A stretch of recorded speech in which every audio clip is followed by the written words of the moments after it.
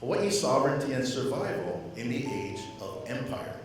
That was the title of my chapter published by Oxford University Press in December of 2024, last year. And here it says, a lecture series presenting diverse perspectives of sovereignty. I'm going to venture and say there actually are no diverse perspectives because sovereignty is tied to a country. That's why it's called a sovereign and independent state. So you either are a sovereign state or you're not. Not that there's a perspective. Now the perspective may come about in pursuing sovereignty that is not achieved yet. And that's where you might have different perspectives. Some through decolonization, incorporation into the state itself. But if the Hawaiian Kingdom was an independent state and sovereign, it still is an independent state and sovereign. It's just that it's occupied. On November 28, 1843, the Hawaiian Kingdom moved from a British protectorate into an independent state by joint proclamation of the French and the British at the Court of London.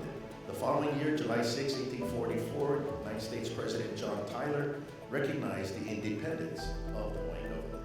As a political scientist, terminology is so important.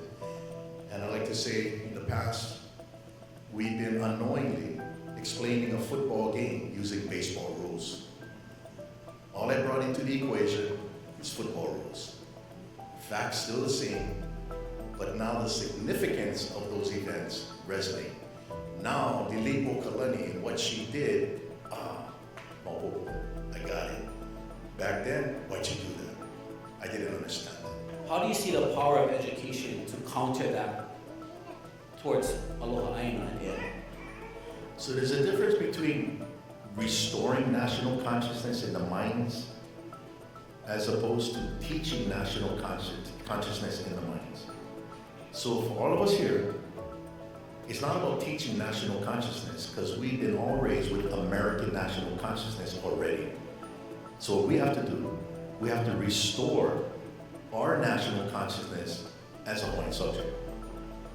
Again, that is education, that is normalizing. But for those who are teaching classes here at the Kamehameha schools and any other school, public and private, young men and women, students, teach national consciousness. Because you're not restoring, teach it. That's the key.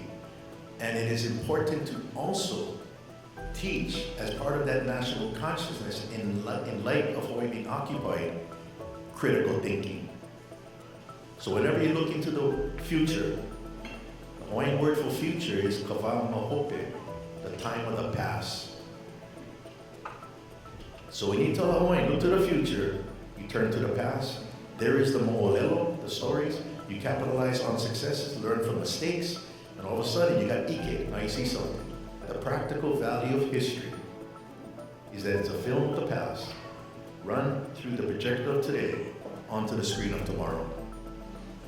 That film never changes, but your projector has to get updated to process the film. Once you process the film, now you see something you never saw before, and in that ike, now you grab your kuleana. And that kuleana, just maximize who you are, because that's what I do. I gotta maximize my kuleana, for sure. What a huge hand for the David Keanu Sai. Paʻiwakīloumoku again for this amazing work, for our Lāhui, for our keiki, following the path of our leading. To close us with a pule, send us all home safe, and we'll get a little bit of time. We still have some